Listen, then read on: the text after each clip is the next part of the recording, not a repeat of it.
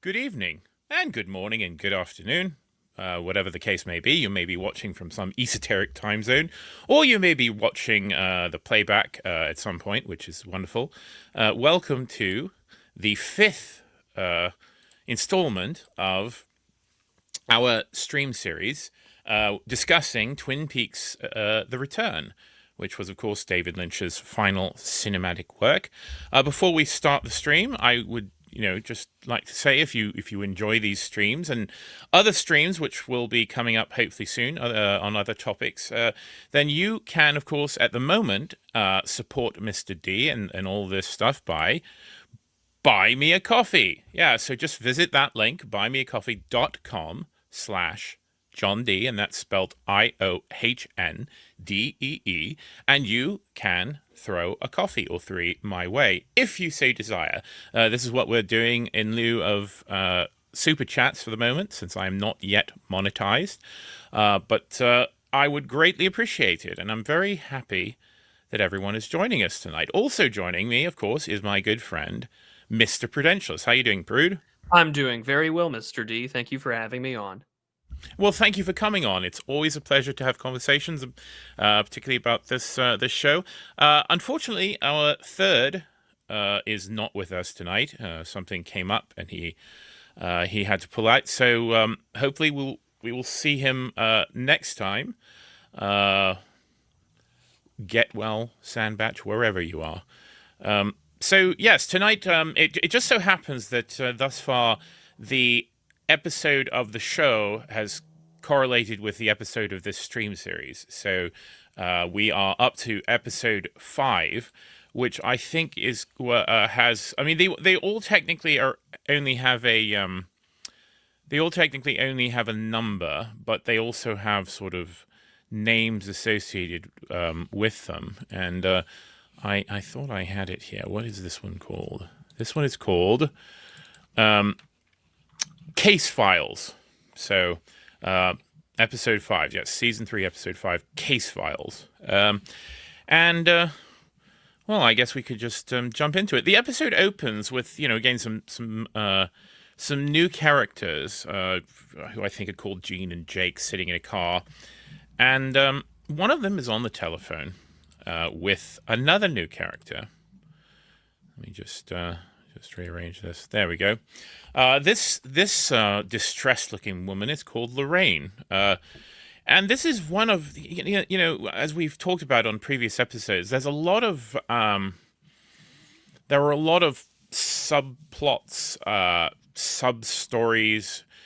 It's sort of interesting that well, we've talked about how at the scenes at the Roadhouse, there's often this kind of simultaneous story narrative that's going on, but you only hear about it through conversation between various incidental characters, sometimes also with known characters. I think in the last episode or the one before that, Shelley was sat there with some of these girls, and they were having this conversation, and so it will link up occasionally with the kind of main Twin Peaks story, but often it's we get this sort of secondary or tertiary narrative from these characters who are just referring to events that happen off screen, and occasionally it will duck back in, and things will happen on screen and things will happen off screen.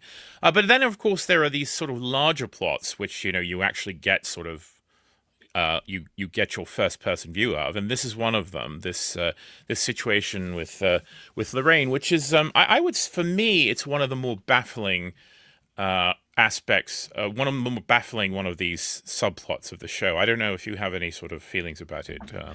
I don't know if I get, for context for the audience. I mean, obviously this show's been out for several years now, so I'm gonna throw caution to the wind on a spoiler warning. But Lorraine has been hired to assassinate Dougie Jones. And our two characters at the beginning, Gene and Jake, are the people who are supposed to kill him. And I think maybe the only reference potentially is in part 2 when Evil Cooper says that she's got the job, because obviously Evil Coop has been planning how to deal with Cooper's return. So I think this is potentially a role to play in all of this. So that's all I really have to add. she's a warrior, as Gene likes to say over the phone, because obviously Dougie is supposed to have died already, but because of Cooper now coming in to the world through Dougie Jones, this has been thrown out of whack. Yeah, and I actually do wonder at what point Mr. C, the evil Cooper, realized that the actual Dale had come back into the world and successfully taken the place of the tulpa Dougie Jones. I do wonder when that sort of revelation hit him, because we don't actually get any interaction between either of them until, of course, very very much later in the show. But yeah, and actually, if you will remember, I think we saw these assassins, Jake and Gene. We saw them previously, because remember there were the men who were set up with the rifle when Dougie was leaving Rancho Rosa with Jade, the prostitute, and they were going to fire on him, but of course he ducked down and they thought he wasn't in the vehicle. So I think that was an earlier attempt, but obviously it failed, and so now there's again consternation, and we're going to have to try it again. We're going to have to try a different different tactic. So. And we get some very mysterious shots. I mean, this is one that comes up, which is a very David Lynch shot, particularly lights and lamps and light bulbs.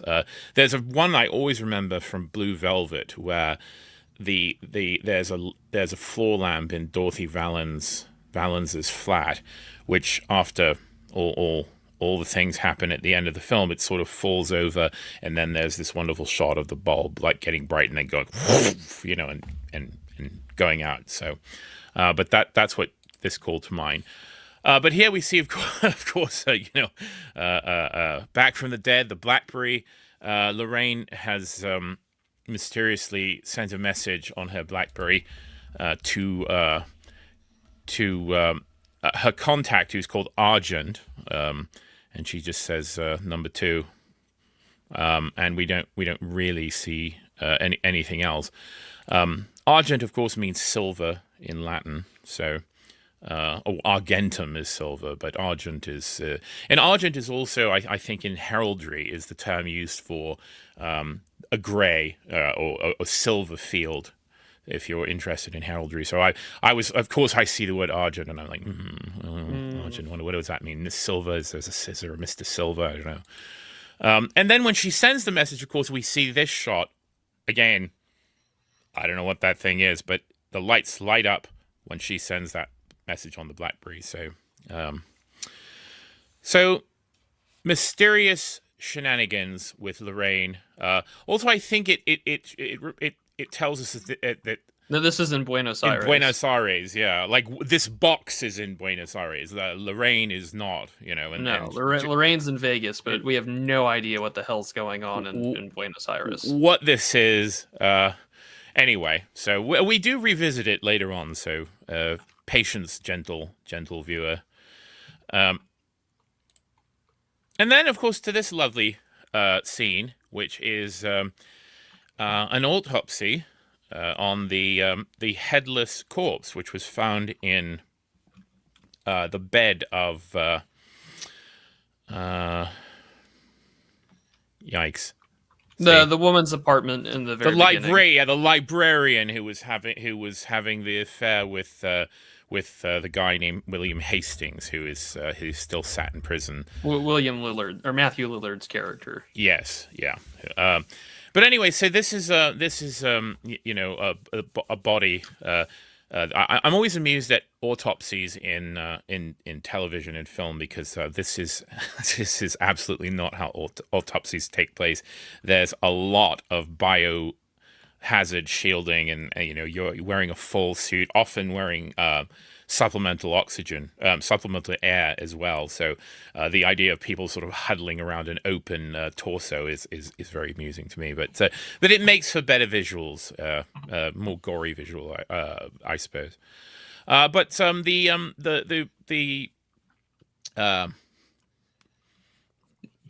makes for good TV. Yeah, it makes for good TV. What do you call them? The coroner, who's called Constance Talbot, I believe. Yep. Is So she is doing this, and Detective McClay is there, and She's still doing stand up on the weekends. she's doing. That's right. Yeah, there's a very funny little liaison between her and Albert later on in the show, which is quite amusing. But she's showing the detectives, of course, what she's found in the process of doing this autopsy, which is a ring, which has an inscription on the interior, which says "To Dougie, with love, Janie E." Raises some interesting questions as to how the hell that got there. Exactly, because of course this is happening in a very, it's happening Like Buckhorn, South Dakota. South Dakota, far enough away from Las Vegas and the weird sitcom life of Dougie Jones that curious. And of course it's still John Doe. We don't know. We know that this is a male corpse of a man in his late 40s. We don't yet know the identity of it. So again, another piece of the puzzle. And meanwhile, of course, we join our dark nemesis, Mr. C, as he is in prison in Buckthorn, South Dakota.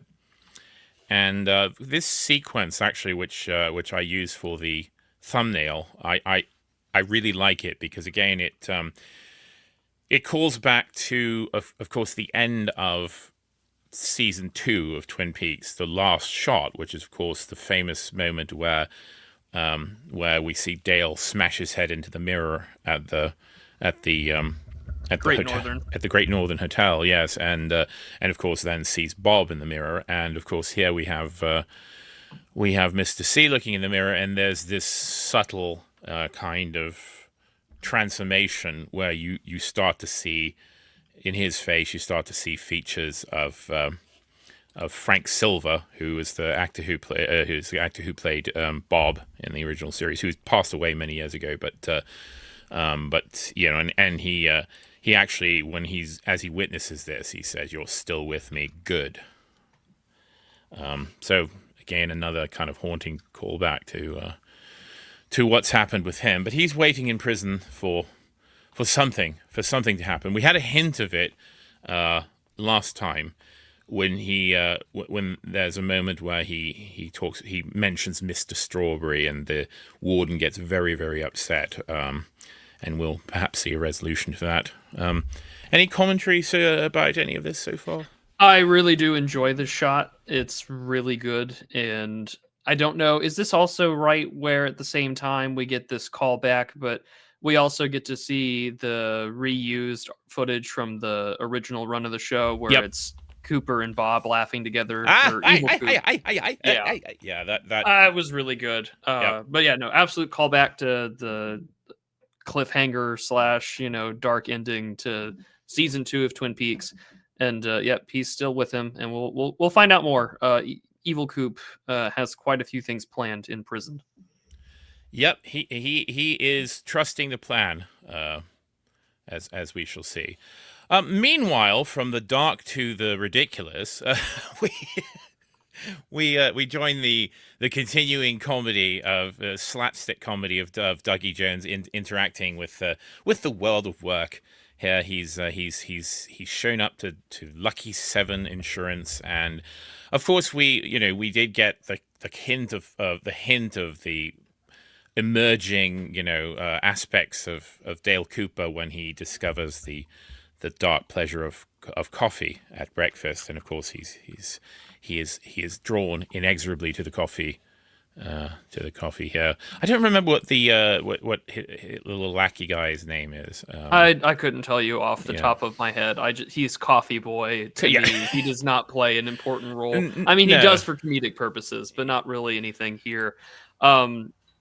We also this is Dale's first run of the day in the life of Dougie Jones that doesn't involve waking up next to a prostitute in the middle of nowhere. And everyone does not give a shit. Like, I'm so kind of bewildered. Like, the coffee guy is the only one who kind of pays attention, but the rest of this insurance firm just assumes that this is regular Dougie. And there's a line in the next episode when Dougie goes home and his wife Jane E is like, yeah, this is one of his episodes. And it's just like, so I want to know what like pre Dale Cooper Dougie Jones's life was, because I can't imagine it's all that different from this, which makes this a bit of a surrealist comedy to me. But no, so we get to see Dale go to work as Dougie Jones, and this is sort of that weird whimsy that comes with the Dale Dougie arc of this return series. Yeah, and as you know, if you watched previous episode, I think it was the last episode where I talked about this as my sort of pet theory about the Dougie and Janie and Sonny Jim, all of that, is that it's a kind of meta sort of sitcom.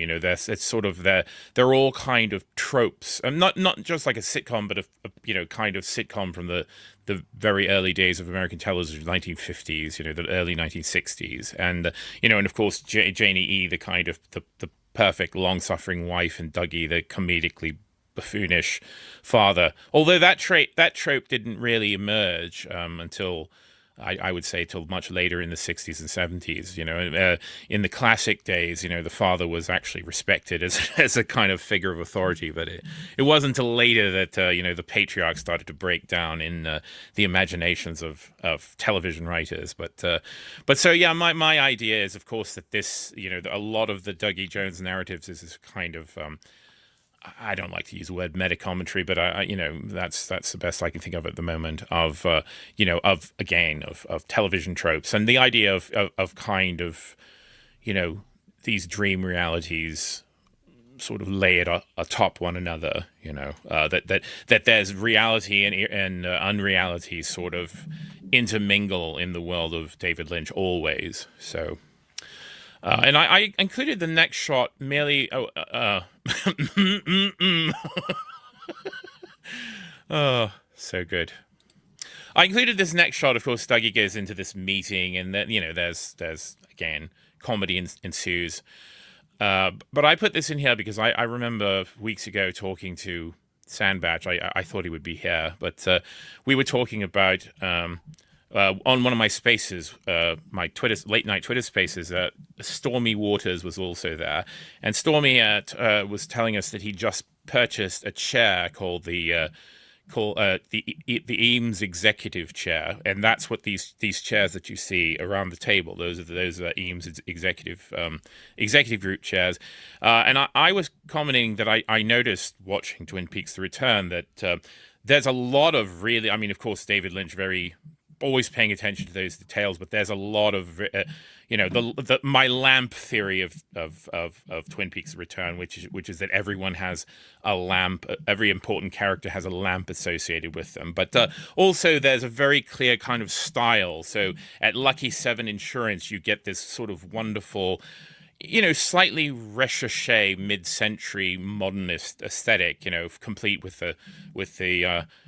the Picasso on the wall there, and and the Eames chairs. The other interesting fact about these, of course, they're still produced and they're really comfortable, and I certainly recommended as a desk chair. Except the only problem with them is that they're produced by a company called Herman Miller, and they are $14,000 a piece now.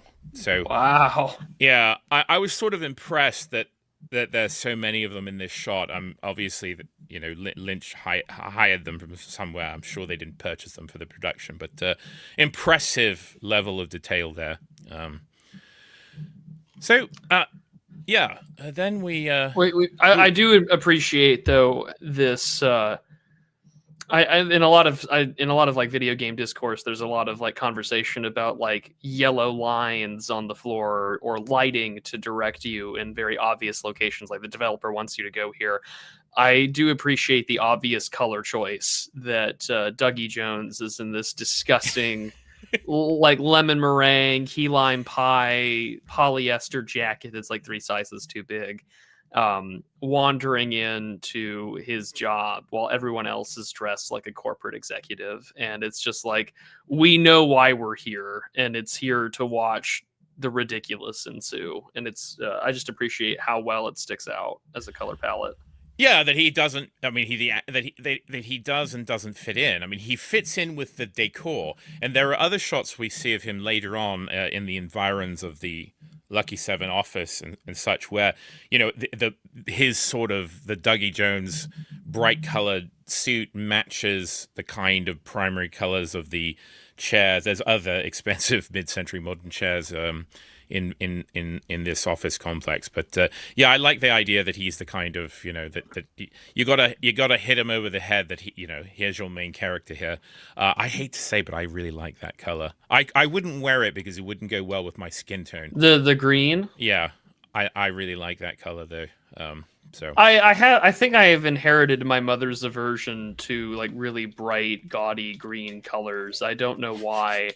I don't think which is funny because I'm wearing a pair of like green pants, but I'm not like it's not bright green. Yeah, the tasteful green. Then it's a tasteful green for what I'm wearing. But like I look at it and I'm like, I don't think I would ever wear that, but I could imagine myself wearing that if I were an ESPN broadcaster in 1975.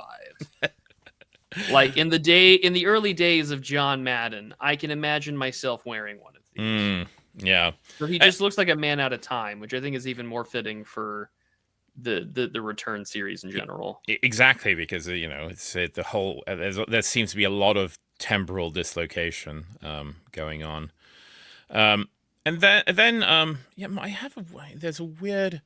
I sort of missed doing slides of a few key things. I kind of some of the slides I did earlier where I was just doing sort of one or two slides per scene rather than trying to cover everyone. But I think that's fine. Again, we're assuming that people listening, they've watched it, they know what's happening. They know the series. They know the series. So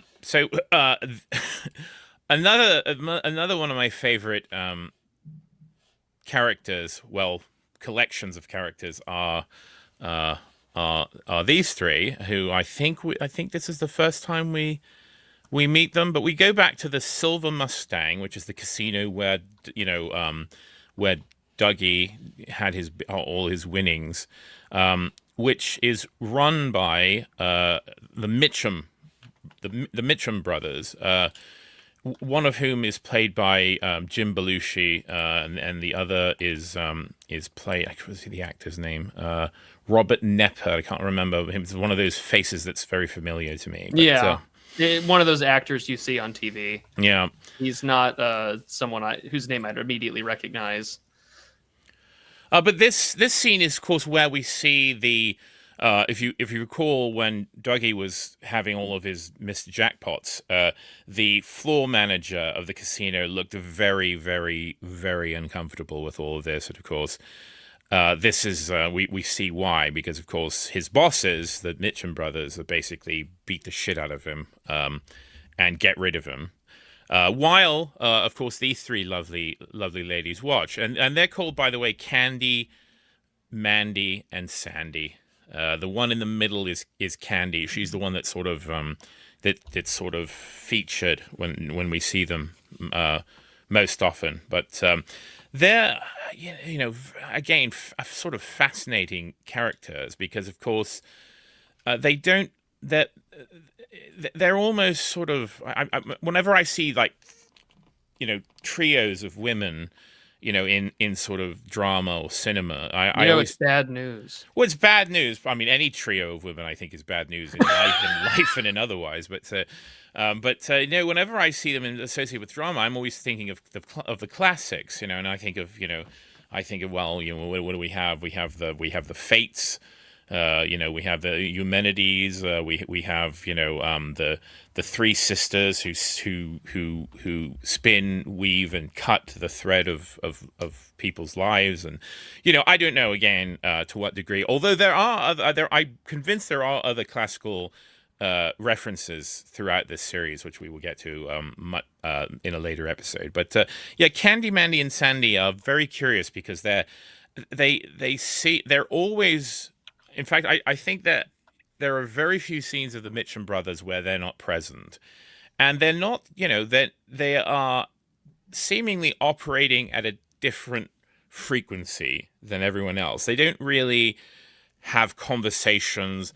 They're often not totally interested in what they're doing. Like we see them here. I mean, there's a man being savagely beaten in front of them, and they're kind of not really there. They're not quite looking. They never look at what's actually happening. They don't really look at people, in the face. In fact, often when people speak to them, when the Mitchum brothers speak to them, they don't even seem to notice. Like it takes them a moment where they kind of focus, and then they will kind of dreamily look at look at the Mitchum brothers, So they're very curious, laconic characters, and I really like them just because of the kind of strange friction and the strange, again, the relationship between the Mitchum brothers and between these three, because they're sort of dressed as kind of 1950s hostesses or cocktail waitresses or showgirls. Yeah. But they're not sexualized. Like there's no indication that the Mitchums aren't slapping them on the ass or anything. They're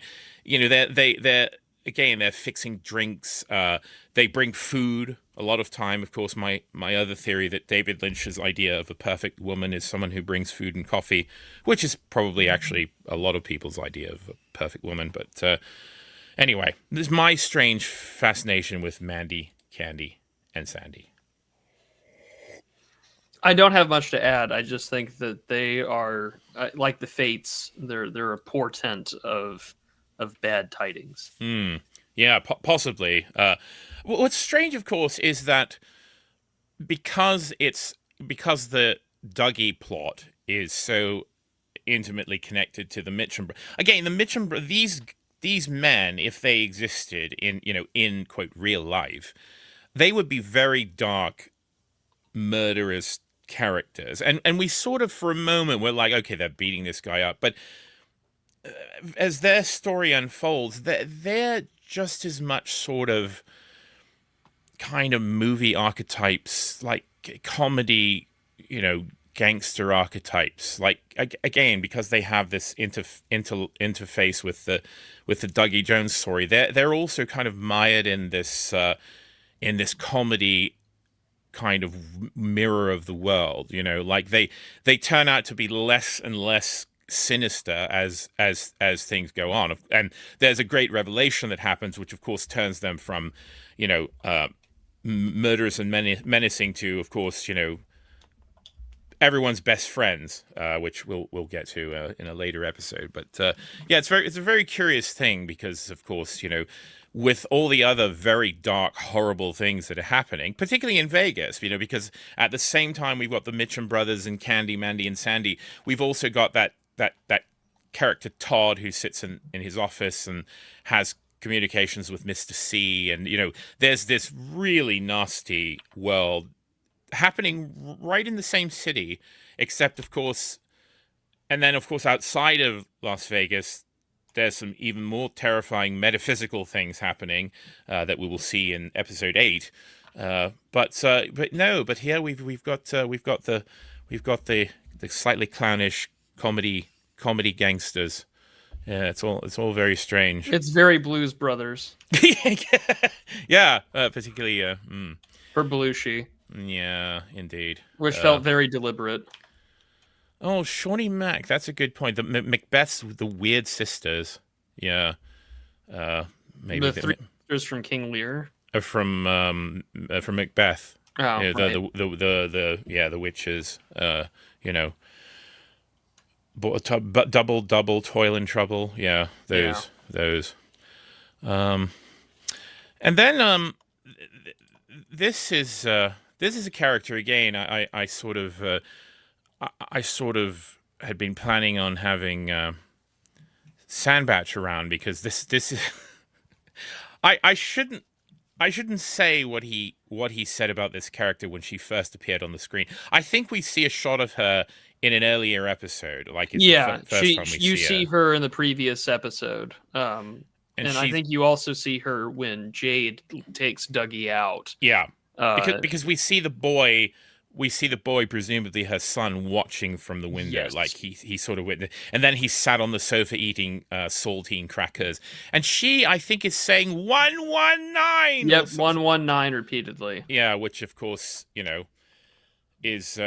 is the American emergency number in backwards. reverse. Yeah. Yeah. And she seems to yeah, she seems to certainly need it. The yeah, of course, the moment she popped on the screen, Sandbatch was in love. So Yikes. yeah, That's all I'm yeah. gonna say. It's No, yikes, not my yikes. cup of tea. I was gonna harass him had he been here, but she's yeah, she what's the subtitle of is it Inland Empire, A Woman in Trouble? Yeah. Yeah. So anyway, well, here's one. Now, and I don't think it's a terribly novel idea, but my as soon as I saw these two, and as soon as I met Janie E and Sonny Jim, the inescapably, I think of this character and the boy as the kind of dark mirror, but just like we're getting with, of course, the Good Dale and Mr. C, as we get with so many other characters in the Lynchian universe. I think that this woman and the boy are the kind of dark mirror of the Sunny sitcom that we get with Janie E and Sonny Jim. In other words, this is another darker manifestation, almost from a different dimension of what would have become of Janie E and Sonny Jim, or what again, another possible kind of way that this story could have played out, rather than being in Lancelot Court, living on off of Lancelot Court in the house with the red door. They're living in the horrible Rancho Rosa houses, which seem to be like weirdly deserted, except for the one Dougie was in, and this one, which has almost no furniture whatsoever, and this, of course, woman with a table full of vices. There's a little blow lamp and cigarettes and pills and vodka and playing cards. It's like she's got a little vanitas, if you're aware of the genre of still life painting, was popular particularly in the Netherlands in the 17th century, where you would have a depiction of kind of objects that symbolize the transience of life, or perhaps the kind of temptations available to men. You would have soap bubbles to the transience of life, or an extinguished candle, tobacco, drinks, spilled goblets, skulls, things like that. And so she's very much in a kind of sad contemporary sort of version of a Vanitas painting. The other thing, of course, that leads me to the kind of dark mirror of Janie E and Sonny Jim, is that when we first meet Janie E, when Dougie first returns home after his experience at the casino, we are informed that he missed Sonny Jim's birthday, and what you see behind when they're sat in the kitchen, there are balloons and streamers and things all over on the floor, whatever. Again, because the birthday, the missed birthday party. But of course, what do we see here? There's nothing else in this house really, except there's a big red balloon plopped there in the background. And so, yeah, I'm just like, this is some other instantiation of the wife and the son, except not so happy. Not the sitcom. Not the beautiful, warm sitcom that we're presented, but very interesting thing that Lynch did with these characters. Yeah, and it really just comes to show that despite the brightness that we might be familiar with, at the end of the day, there is certainly something incredibly dark and nefarious that exists, which is really just a taste of our own world, and we kind of need to be reminded of that even at the end of the day, this crazy whimsical world of Twin Peaks starts with a teenage girl being murdered. And I think that we need to be, it's also 25 years later. Like, we don't live in the world of Twin Peaks anymore. We're very far from it. This is Sin City. This is not a place that I would be particularly happy to call home. And now, this not so great neighborhood is now going to become, the scene that unfolds for this drama, which of course not just existential, dare I say cosmic horror, because Judai or Judy is certainly a otherworldly supernatural force, but also just the um, consequences that come in with the world that we live in, which is, yeah, there's junkies, there's all sorts of terrible things going on, and these are the consequences of it, and we have to deal with that, which is always tragic in its own right. Absolutely, yeah. And it is curious, of course, because this Rancho Rosa development where Dougie, slash the good Dale, the real Dale, emerges from nothingness, from electricity. It is this weird, again, it's this liminal place which is completely deserted. The only people you see are kind of operative characters related to the show, and of course these sort of, they're all kind of these transient figures. But there's no sign that there's life in this sort of community, in this development. Oh God, no. And weirdly enough, of course, it's like it's very much like, again, back to the kind of 1950s idea. It's like the idea of the kind of cookie cutter, sort of suburbs. Like there's a famous one called Levittown, which was built in New York State, where it was an early kind of manifestation of like, let's have these sort of identical small suburban homes, placed in a regularly spaced and laid out in this way. And of course, it's often now subsequently depicted in media as being some kind of nightmarish thing. But of course, it was a manifestation originally of this sort of, kind of the post-war utopian idea. Well, all these returning young, GIs, and they could all have a kind of a home. They could all have a plot of, a yard. They could all have the kind of American dream. And it only went sour when, of course, a lot of other things went sour. So, but Rancho Rosa, of course, it looks a bit like that, except of course it's denuded of life. It's denuded of any sort of organic activity. There are no families. I mean, the only sort of hint of a family we have is this woman and her son, in this empty house. The house, which of course is a kind of very important container and expression of family unity, particularly in the American understanding of it. And of course here the house isn't warm and welcoming, but it's a shell. It's a sort of skeleton of of meaning.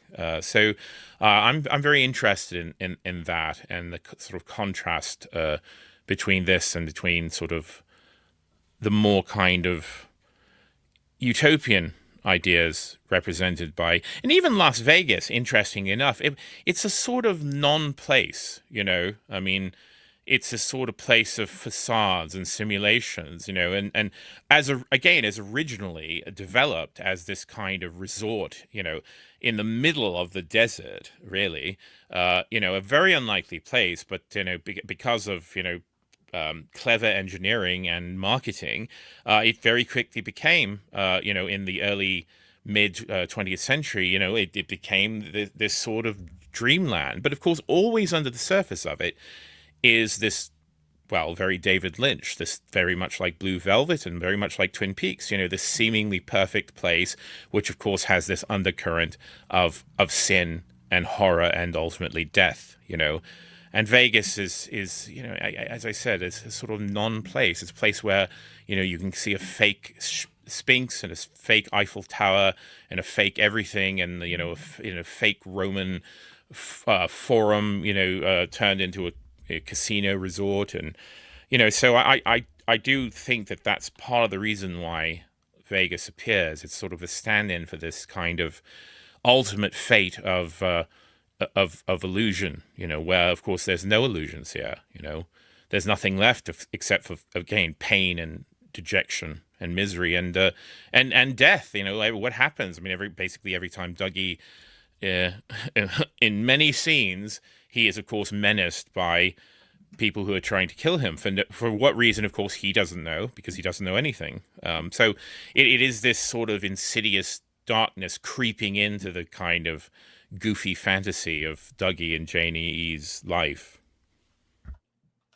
Yeah, and I think that this also allows us to get a pretty good perspective of just as we were introduced in Twin Peaks to a world that is incredibly nefarious, we're now exposed to one that is, if we got the inverse being like, oh well, terrible things can also happen in a small town. It's like, well, wait till you see what Sin City is like.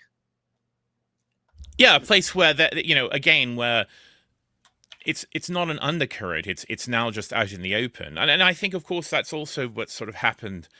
It now no longer, again, if you think of the, of course, film noir, for these films made in the 1930s, 1940s, where again it was always, and very much, of course, something that David Lynch did as well. Is again there's this sort of darkness hiding below a surface that of course is trying to maintain civilization, maintain morality, and all this, and these dark things happening are kind of in spite, they're aberrations, which must be of course in the plot of whatever the film or show, they have to be stamped out, whereas of course now we live in a world where all manner of horrendous anti-human vices are they're not hidden, they're celebrated. I mean, this is a change that's happened, I think, even more recently than people think, in the past 20 years.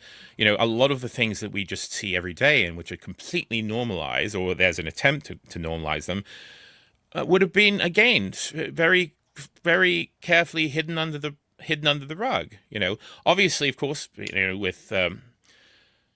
with people partaking in those vices. But again, there was still a kind of attempt to pretend that there was still an intact fabric of morality and cohesion to, I'm thinking particularly in the example of America. And now, of course, go to a major, sort of left-wing city, and of course you will find versions of this woman not hidden away in a house, sat out in the open, and of course there's no help and there's no hope for them. Frequently, you have people stepping over literal OD corpses, victims, and this is of course a utopia of freedom and liberality. So it is very odd, of course, because even in David Lynch's more horrible imaginings, there was still again a kind of gloss of normality over everything, and of course now we don't even bother with that. Curious. Yeah, and also in this episode we're introduced to some people who are the very epitome of that kind of living, or the kind of person that you never would want anyone to associate with, and even it can even come in a place like Twin Peaks. Yeah indeed. So while she's passed out, her son, again, dirty, disheveled, also very 70s, that his little jumper really reminds me a bit of the character Danny in The Shining, with his little Apollo rocket jumper walking around the Overlook Hotel. There's something very sort of 70s kid about this character. Yeah, Danny. But so Danny witnesses some men putting a device underneath a vehicle. Again, it's Dougie's car, because it's got the license that says Dougie Love. Yeah. On it. And they put this device under the car, and of course, bad things happen to to them. The car explodes, and of course, the thugs get blown to bits. Again, all being witnessed by this poor boy.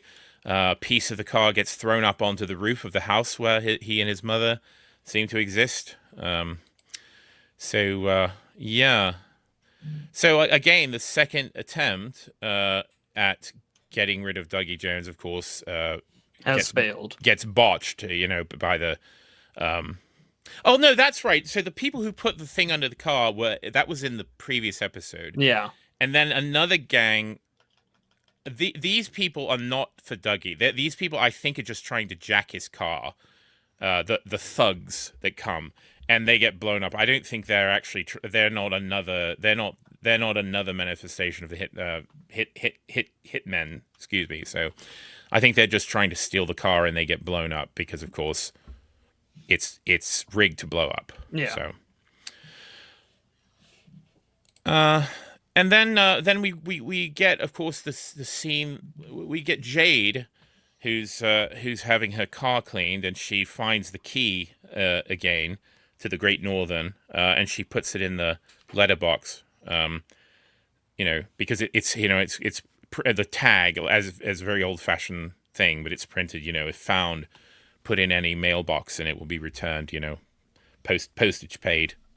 So we see her putting that in the box, and so of course, the world of Twin Peaks and this world are going to meet at some point through the U.S. Postal Service. Not bad for a clean place and reasonably priced. Wouldn't be a bad motto for her line of work either. I don't know about the clean, but yeah. And then of course we do return to Twin Peaks, and I think an interesting thing, I don't know what you think about this, is of course how the next generation turned out. Of course, I mean, we followed Norma and Shelley in the original series, Shelley being very young, and she was with Leo, and then she was with Bobby, and but of course now, it's 25 years later, and of course they've had children, I mean, many of the characters that we've become familiar with have had in turn children, and my impression is that the next generation didn't turn out so well. No, not in the slightest. Yeah, I mean, in a really extreme case, there's another character who we will meet, who is an extension of the Horn dynasty, who really didn't turn out well. But of course, Shelley's daughter, who we I believe we met in a previous episode. Her name is Becky. Yes. Yeah. And and so Becky, of course, comes to borrow money from her mother. Norma sees, Shelley give Becky some money. Becky's kind of, in desperation, and she I don't. Do I have a? Hang on, I do have a. It's not a. It's out of order of the deck, but I've got it here. Yeah. So we can see the character. Here he is. Born 1990. 19. Becky's character is. Okay. The daughter of Bobby and Shelley Briggs. Bobby and Shelley Briggs, who are no longer together. Well, are they? Are they together? No, they're not together. No, I don't. Oh. They're friends because we do have a scene where they kind of meet up, but no, they're no longer together. Amanda Seyfried in the role she was born to play. Oh, okay.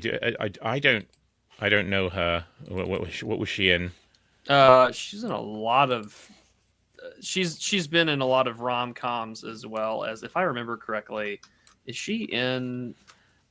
She's best known for most people to be in Jennifer's Body.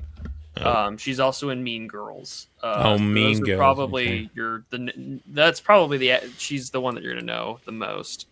And in this role, she's a clearly troubled and manipulative young woman who is unfortunately with an absolute fucking degenerate loser who is on drugs and can't get a job. We're first introduced to her boyfriend. His name escapes me. I think it's Steven. It's Steven, yeah. Steven, who's her husband, which is even worse. And we're introduced to Steven here as an absolute, like, he's given just the works by some dealership that he applied for a job, and he's just like, this resume's trash, you're a garbage human being, your references all suck, like, get the fuck out of my office. Like, there's nothing nice here to say, just because, like, the guy is an absolute piece of work. Yeah. And there is no good things to say here. No, I wanted to throw this in so everyone could see him because, yeah, of course, I mean, his character, it's one of those cases where just the perfect style, they did, the slight red rings around his eyes and the sort of blotchy, spotty complexion. And, it's very clear just from looking at him. He's high off his rocker. And unfortunately, of course, I mean, just like, in a kind of weird sort of echo of situation in the original series. I mean, we remember that Bobby and Mike were dealing drugs. Well, I mean, in fact, we really get that plot in Fire Walk with Me, and of course, Laura is become drug addicted, and of course, she gets drugs from Bobby and from other people, as we learn. And so of course, weirdly enough, I mean, here we have an even weaker dirtbag. Because of course, remember, we learn, of course, in this series that Bobby redeemed himself. He became, a sheriff's deputy and seems to have kind of turned himself around from the kind of shitbag he was in the original series. Remember, he was originally arrested as a suspect in Laura Palmer's murder, and of course had a very terrible relationship with his father, one of my favorite characters, Major Garland Briggs. But here, we have, speaking of dark mirrors, this is a dim mirror of, again, I think, suggesting Laura and Bobby, except, the millennial version, Yeah. There's not a lot not even menacing, just weak, just and sad, yeah. if anything else. And I mean, we do know, of course, from the first season, and it still hasn't. I guess it does show that it hasn't gotten any better. Has been the countless amount of drugs and things that have flown over the Canadian border. And because Twin Peaks, it takes place in the Pacific Northwest, we find this out when they cross the border in season 2 to investigate, all the sort of terrible things that have been taking place in this casino, One-Eyed Jack's. And so I just assumed that, like, the drugs never really stopped. They've gotten worse. I think there's a reference to it as well with Bobby talking to Hawk and Sheriff Truman about it. So I think it does go to show that, as idyllic or as this place is, Twin Peaks 25 years later looks like so many small American towns, which have been absolutely ravaged by drugs and deindustrialized, because obviously the sawmill is gone. Everything that we have known from that time 25 years ago has been totally wiped out. Yep. Curious, yeah. So Matty G mentions, So I don't, I in this deck I don't have slides of everything, but yes, there was a scene where, so we also see what happened to Mike. I mentioned Bobby and Mike. Mike, of course, has also cleaned up his act, and he's working at a car dealership, right? I think so, yeah. And he interviewed. So the reason why Steven's wearing a tie, of course, is he'd come from this interview where he was, he didn't get the job. But again, Mike went from being a kind of teenage coke dealer to being being a corporate type. So it is interesting that we see that we do see both Bobby and Mike and how they sort of transformed, and then these offspring, this next generation of the Bobbys and Mikes and Lauras, and from the ridiculous to the more ridiculous. So yeah, that we did, but I didn't have any slides of that in Matty G. So how do I get back there? There we go. So yeah, and so of course they go on a magic swirling trip in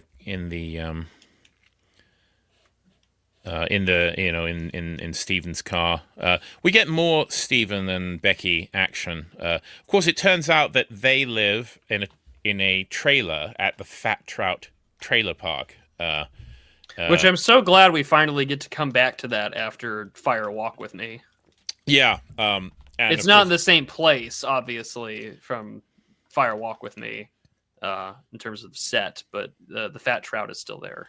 Yeah, and then the sign is the same. Yeah, and of course we also get to meet another favorite character of mine, who's the manager of the park. And then of course we come back to our friend and fellow podcaster, Dr. Jacoby. Dr. Jacoby, or Dr. Amp. Dr. Amp, yeah. Yeah.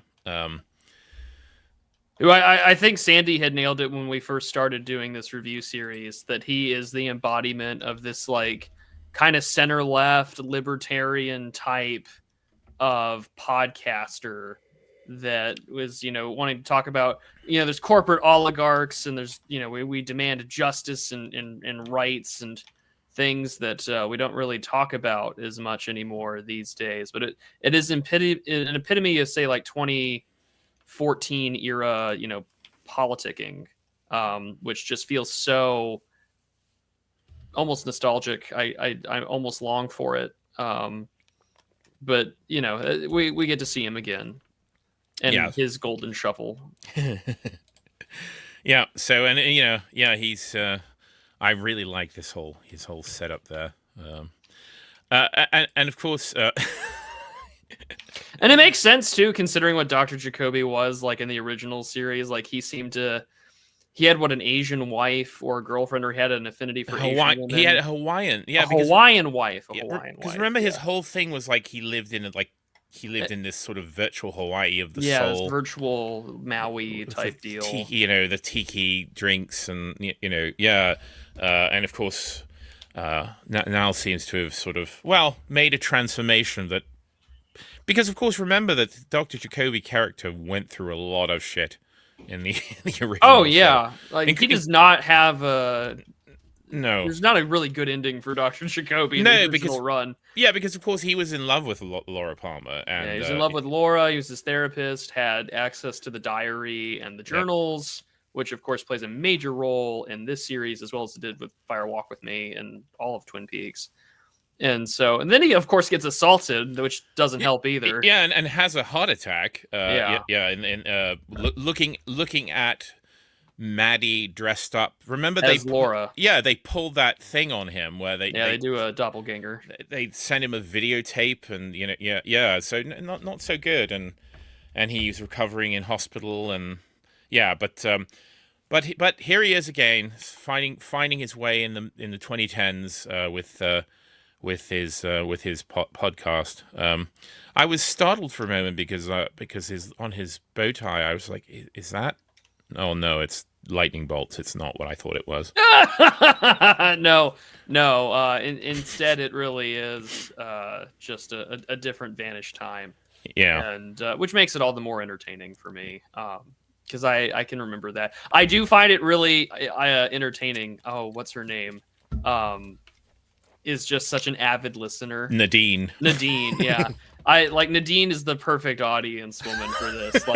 Because if you thought she was batshit crazy before, wait till you see Nadine when she's a successful small business owner and also just fucking crazy. Yeah. So it's something I find it somewhat endearing. I think for me, I actually think Nadine had a redemption arc. She's actually I think she gets a redemption arc she does in the original run. She's crazy, but she seems to be less malignant than she was in the original series. Well, there's also the whole the wackiness that is season 2's shit show. I don't know how you want to even begin to talk about that, but you have, of course, the whole she's back in high school mentality, and she's given superhumans. We don't have to talk about that, but I mean, that's obviously there. And then and then towards the end, she kind of realizes she kind of sets him free to go be with Norma, which of course doesn't really happen, but it's there, and we're kind of just left on those terms, which is positive.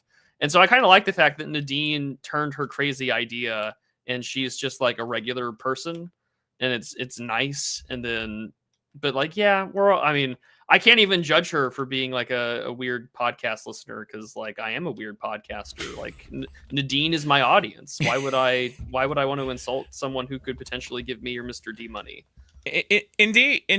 I mean, so on the point, so in the original series, she has her idea is that she invents silent drape runners, and we don't really ever learn the secret, except that it involves cotton balls and because grease.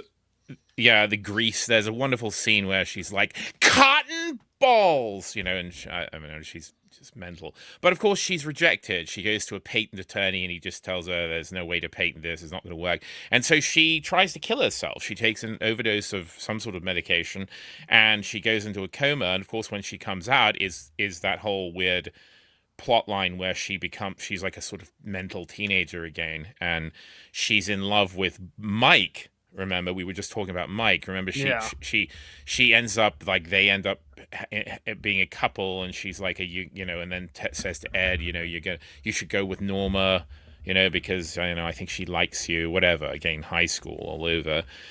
But then, and everything seems maybe to be going well, but then of course she gets hit on the head by a sandbag dropped by Wyndham Earl, who is dressed at that moment is remember he's dressed as the log lady, Yes. and Nadine gets hit on the head, and of course she comes back, she returns to her to her old self, and of course freaks out about Norma being in the house and whatever. And so all this idea, we're tempted to, that maybe Ed was set free, but no, Norma's No. back, and it all goes wrong. But of course, weirdly enough, I mean, it will happen in a few episodes, but we have a repeat of that, except of course it's sincere. I mean, the long-awaited sort of Sincere, but slightly too late. slightly too late, but still, I mean, again, I think one of the happiest endings is given. David Lynch gives one of the happiest endings to Ed and Norma, and to Nadine, because she seems very happy as well. And there's a hint that maybe she and Dr. Dr. Jacoby, because they do finally meet again in a later scene. He comes to silent. What is it? Run silent, run drapes. Yeah, silent run drapes or something like that. Yeah. It's a wild time. I not to jump ahead. I just love the line that now that we're on this issue, I love the line that she says to Ed about this, where she's just like, "I've been a real bitch." And it's just like, I'm glad that it's not even that she's been like evil or anything. It's just like, I've been a real bitch. I've been like holding on to you for all this time. It's incredibly rewarding. Yeah. It's really good. It's a good scene. Also, again, into my theory, the John D theory of lambs. Again, almost every scene, without fail, a major character is correlated with a lamb. That is a sort of weird reflection of their personality. And here we go. Also, I mean, I don't have a slide of it, but also listening to this same episode of Dr. Jacoby's podcast was Jerry Horn, who of course we learn is now a legal marijuana dealer. Who Jerry being the brother of Ben Horn, who he's the one that fell in love with the Icelandic girl and brought the cheese that's shaped like a. Do you remember him? Everyone remembers Jerry Horn. Kind of a little shitbag, yeah. But of course he's we again returns in the series with a beard and striped socks. He reminds me of Ben and Jerry's. Yeah, exactly. He's the kind of. He's the kind of boomer, left wing boomer that would be at a No Kings protest. Yeah, exactly. And of course, yes. I mean, in total consort with the times, is now selling edible marijuana gummies or something. Yeah. So, but of course, we see that he's also very high and he's listening along because he tests his own product. He certainly does, and we get a very amusing sequence with him and his foot in a later episode. Yes. There we go. There it is. See, I need a we need to have a product like that, Prude. You and me. We really should. It's kind of a requirement. Yeah. In fact, the first scene in this new series, of course, we saw Jacoby getting his shovels, and then see the wonderful rig he has to paint them. Yeah, I think. It's so he's so entertaining. I don't have anything bad to say about Dr. Jacoby at all. I've always liked... he's an older vanished archetype of American politics that he's the kind of guy that would have really been big into democracy now, 10 to 15 years ago when Bush was in office. Yeah. Oh, indeed. Yes, indeed. Who said that? Guy Brush. Yes, the actor who played Jerry Horn, David Patrick Kelly, was indeed, of course, the character in The Warriors who says, "Warriors, come out to play." Yeah, that's him. But yeah, good old Jacoby, and of course, given current discourse, particularly on social media, I think Dinesh D'Souza and others would make use of the shovel to shovel himself out of the shit. There's a little oblique reference to the Pooh Festival. Of course. So there's people listening out there. Anyway, and so of course this episode ends as many of these sort of early mid run episodes end at the Roadhouse. And what millennial band is playing? I don't know these people. They're apparently I don't know off the top of my head who they are. Yeah, I did not look this one up. they're called Trouble, apparently. So I mean, the music was good. I have no complaints. yeah. But Oh, I know. wait, isn't it this? That's David Lynch's son. Oh, well, there you go. Answer Yeah, the the guy in the middle, Riley Lynch, is that's one of David Lynch's sons. Okay. So, yeah, I forgot about that. So Total nice little cameo. yeah, nice little cameo. I mean, they apparently were. Maybe they were. I don't know if they were a band or if they were made up for the show. But anyway, yeah, a little cameo from Riley Lynch there. So also while they're playing, we get one of these. I mentioned early in this episode. We get one of these hearsay subplots with the girls. Generally, it's girls at the booth or guys coming around. But here, of course, we see the girls and she's flirting with this character. Who I don't know. Is this the first time we meet him? I think so. I feel it is. Yeah. So if you recall earlier, this is the other horn. Yeah, the other horn. And again, in the collection of the next generation of Twin Peaks characters who didn't turn out well, I think he's probably number one. As we will learn, but and of course, again, casting, because this guy's face, again, you just look at him and he's just bad news. You just know that strange aquiline beak like nose, the thin lips.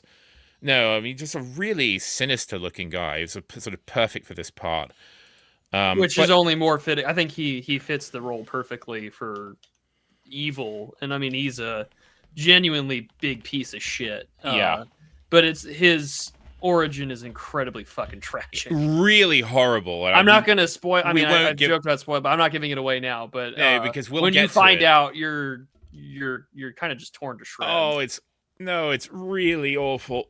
Because if you thought evil Dale Cooper was bad before, you thought he was bad before. Anyway, but so we meet Richard. Is his name Richard Horn? Yeah. We meet Richard Horn. Of course, he's sat here listening to the band, and of course we meet another piece of shit. I think one of the biggest piece of shit characters, whose name is Chad, who we met earlier actually, and of course he works for the Twin Peaks Sheriff's Department. Very clear that everyone hates him. There's one thing Yeah, he's a huge douche. Well, one thing I can't figure out is why doesn't Sheriff Truman just like sack him? Like, why? Clearly he's this awful employee, and no one likes him. Every interaction he has with all the rest of them at the sheriff's station is unpleasant or negative. I'm just like, why is he still working there? It raises some interesting questions. But yes, of course, he's. I don't know about the ethnic origins of the Horn family. I don't remember. I don't think they're. I don't think so. No. There's mention of them. A mention of origin. I think there's some kind of German or something like that. Right. I could be wrong. I don't remember a menorah in the hotel. No, but, I don't think there was any reference to Judaism at all. No. Actually, at any point in time in the original run of Twin Peaks, I don't think there's a single mention of Judaism or really Christianity at all. So no, I mean, I think the only interface we have with Christianity is, well, of course, because the only religious character is Major Briggs and his wife. Remember, they Yeah. read, there's a scene in the original series where they're having the Bible reading at home.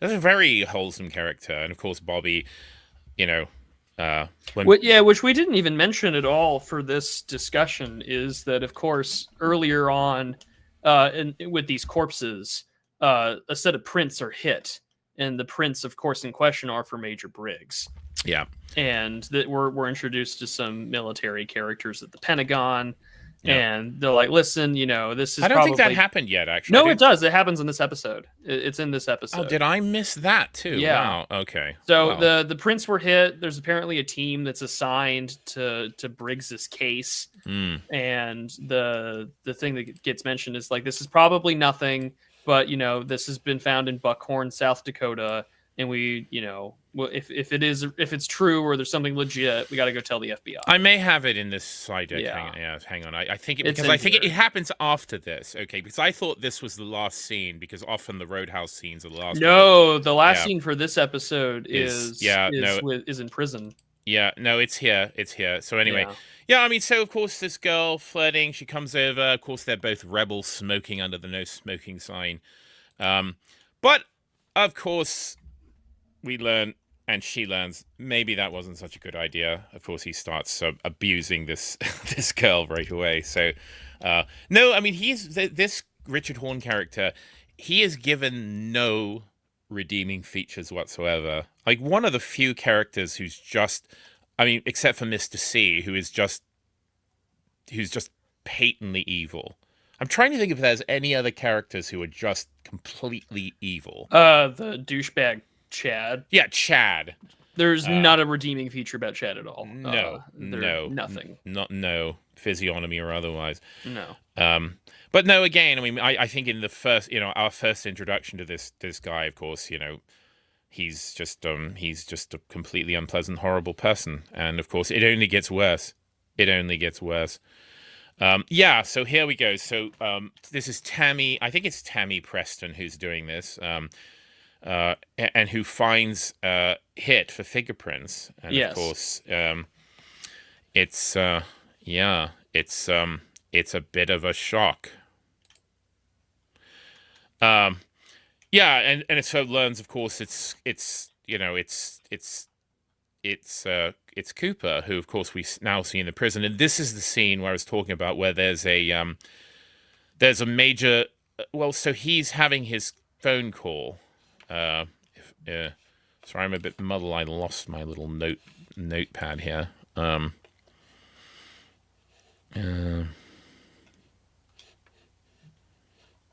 Yeah, so she discovers, of course, looking at the fingerprints, that they're not a match. They're a match, but they're not. There is a difference, and we do learn in a later episode what that difference is. Because she's trying, because of course, remember, they met him. They met, quote, Cooper in prison, and of course he didn't greet, as Gordon Cole says, he didn't greet me right. They understood that there was something really off. And then, so of course, she's comparing Cooper's, like the good Cooper's fingerprints on file with this guy who's in prison, and she discovers, of course, they're a match, but they're not a match. And of course, since we're not worried about spoilers, of course, they're inverted. Yeah. Which of course, is a thing that happens with these Lodge characters. These doppelgangers are all they're all inversions. So we go to prison, and then we see Mr. C. And of course, he's the warden. I think his name is Murphy. I mean, he's giving Mr. C his phone call, but whoever he calls, it causes the prison system, like the electrical system, the alarm system, to go completely haywire. Because they can't record the call. Yeah, they're trying to listen in on the call, and they can't. And he says, of course, the cow jumped over the moon. And then when he hangs up, when he says that and hangs up, of course, everything goes back to normal. But again, he does give a menacing glare, which is shown through the kind of flashing at Warden Murphy, who he knows is listening to this, because that's where, where it's implied that there is some sort of relationship between Warden Murphy and Mr. Mr. C. Strawberry. This is, Mr. Strawberry. Because once that gets mentioned, the warden gets incredibly Freaked out. uncomfortable. Yeah, because of course, maybe not all is is as it appears with the Warden. So let's just see. Am I? Yeah. So the end. This series, this show ends, of course, back in Buenos Aires, and of course we see the familiar, light bulb, and then of course we get this shot of that thing that we saw at the beginning, the strange object. And the lights on it flash, and then it shrinks into this little nugget, which is weirdly kind of reminds me, of course, of what we saw happen to the Dougie doppelganger, of course, when he and the one-armed man says, they use the word later. The word tulpa is explicitly mentioned. Yeah, and to me, it's just like, okay, so this is. I guess you could call it the tulpa or whatever. I don't know. It's a weapon potentially. It's a device that's been called in. Yeah. And it sort of shrinks to the seed, and of course they mention the seed is mentioned because remember, of course, Mike, the one-armed man, says you were manufactured for a purpose, and I think that's over. And then of course the head pops and turns into this gold seed. Whenever we see it associated with humanoid characters, it's a sort of gold ball. But yeah, so of course this mysterious device undergoes this transformation, and so again the plot it comes around, thickens and goes round in a circle, and and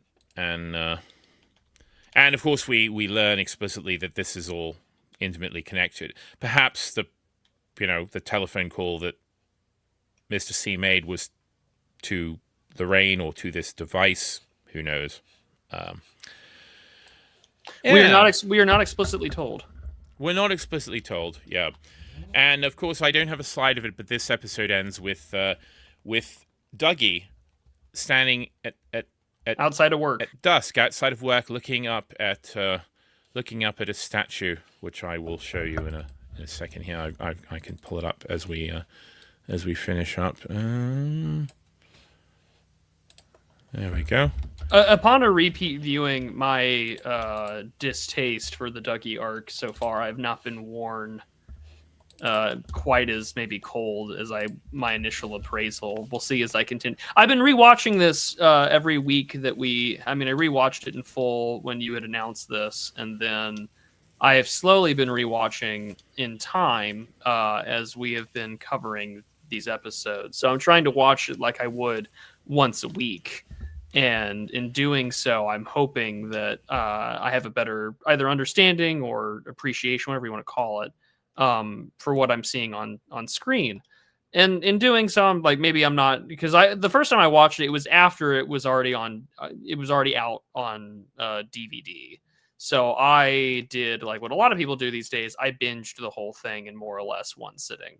Not the best thing, I'm sure. No, but I think it took me like 2 days, and I watched the whole thing because I was just really excited because holy shit, this TV show I fell in love with relatively later in my later in life, I guess you could say. I was like, oh man, like I can't believe that I get to come back to this world. And as a someone who's just been exposed to Twin Peaks, I was just so damn excited about the fact that I get to return. And it's in the name, right? Like I was like expecting something to be on the tin, and I was ready for it. And of course, I was brutally wrong because I did not get what I was expecting, and I was mad. Yeah. I wanted to chimp out. A lot of people have that experience. Yeah. I've watched it. This is now I think the fourth time now I'm rewatching it, and so it's like, okay, my opinions have somewhat softened, but still at the same time I'm like, really, like can we I would like more. But nevertheless, I'm in a much better opinion of these things than I may have been just not too long ago. No, and it's the same for me. I mean, I didn't have the same initial feelings as you did. I did have the kind of bafflement and consternation and, of course, slight disappointment. But then, of course, one has to remember, I mean, you can never go back. You can never return. And of course, as you get older, that becomes even more painfully obvious, that you're left with, hopefully left with memories of times and people past. But, over years, having known, I have friends that I've known since almost I was a child, and very few at this point. But and you just can't go back. You have this sort of dichotomy between what you remember and, of course, what has actually happened, what has transpired, and so again, the place and the people and the times, move on, and they're not the same, and things fall away, and things wither, and some things get better. So I think in a way that's what we're getting here. Is there was just, again, that in retrospect I'm like, well, of course it's not going to be the return.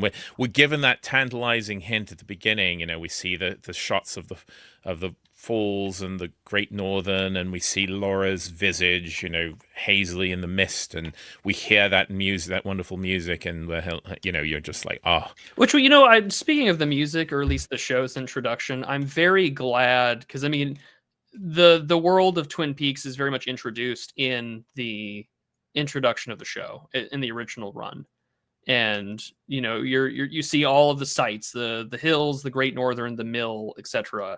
And you're left, of course, wondering what the hell is going on in this town.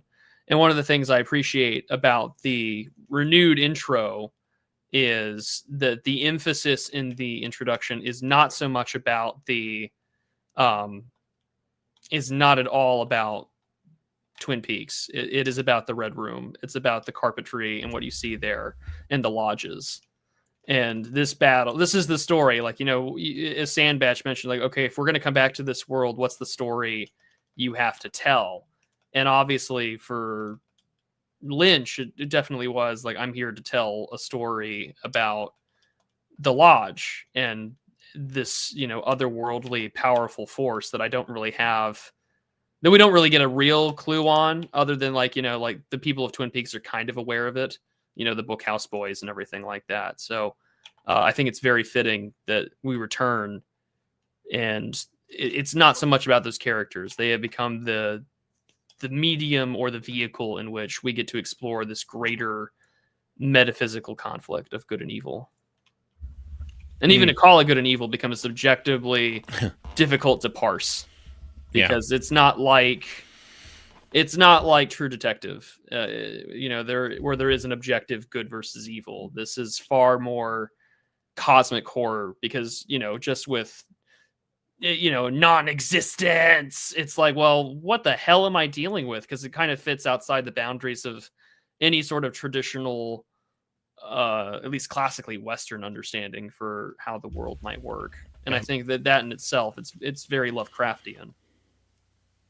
Yes, and obviously, David Lynch had a certain fascination with body horror, biological sort of aspects, as well as looking at you, Eraserhead, metaphysical things. Yes, well, I mean, of course, his first film, which he called his most spiritual.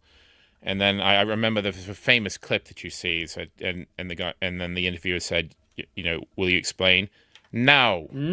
So of course not. But although I'm doing David Lynch a disjustice, because I recently bought a pair of wireless headphones, and I enjoy them because I can like charge my phone or have it plugged in at work or whatever. And I know that David Lynch had this huge, like, it's quite a famous sort of bitch fest of him complaining about people watching shit on their phones. And I'm like, I'm doing exactly that. And I know he would fucking kill, like, he'd sock me in my face if he knew that I was watching Twin Peaks: The Return on my phone. Oh man! Well, in fact, I remember that clip because, of course, someone way back in the 2000s when the iPhone first came out, they made it into a parody of the early iPhone adverts, which they had put the quirky Apple music, and then it was David Lynch.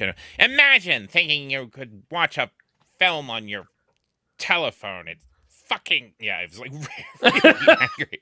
Yeah, it was. Yeah. It was something else. Oh, good stuff. Anyway, so yeah, did anyone send you? Yeah, I'm gonna a couple of people. I shall call them out briefly. Also, one Facile Goose mentioned. So one thing I forgot in the original series, that one of the only explicit references to a sort of religion as a kind of transformative vehicle is, remember after the dreams and the Tibetan monks. No. After Horn, after Ben Horn, remember he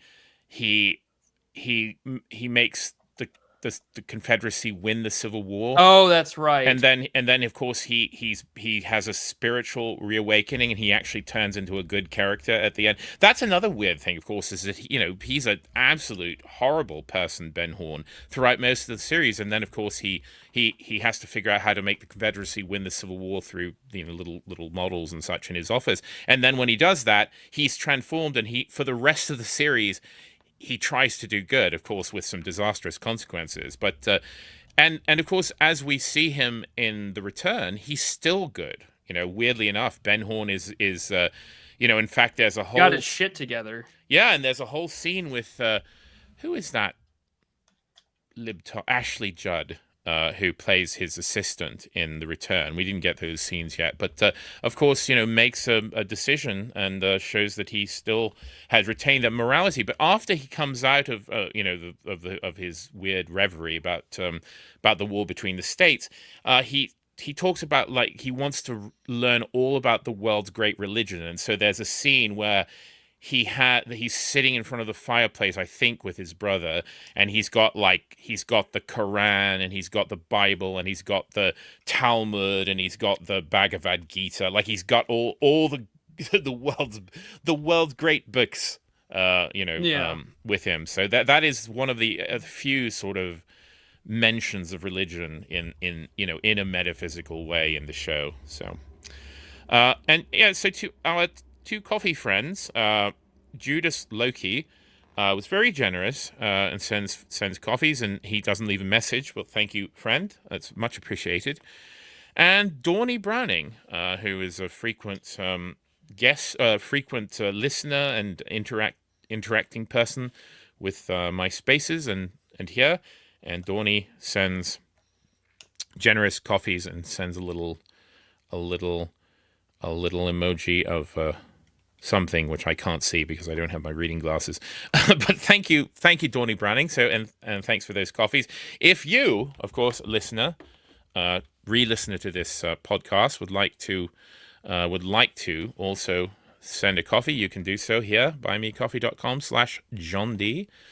And it's much appreciated and obliged. But it's been wonderful having this discussion, and hopefully everyone enjoyed it, and of course made tolerable by my wonderful friend, Mr. Prudentialist. Thank you for joining me again for this. Well, thank you for the gracious invitation. Indeed, and if you wish to visit Mr. Prudentialist, you can find below his link to Twitter, and of course you can visit his YouTube channel and his other things. He writes often for the Old Glory Club and other such publications. So, and you will be doing yourself a great service by following him. So we shall see you perhaps next week. Again, it's always up in the air, scheduling with people. Hopefully we will see Mr. Sandbach again next time. So thank you all for coming along and listening, and we'll see you next time. Take care. Bye-bye.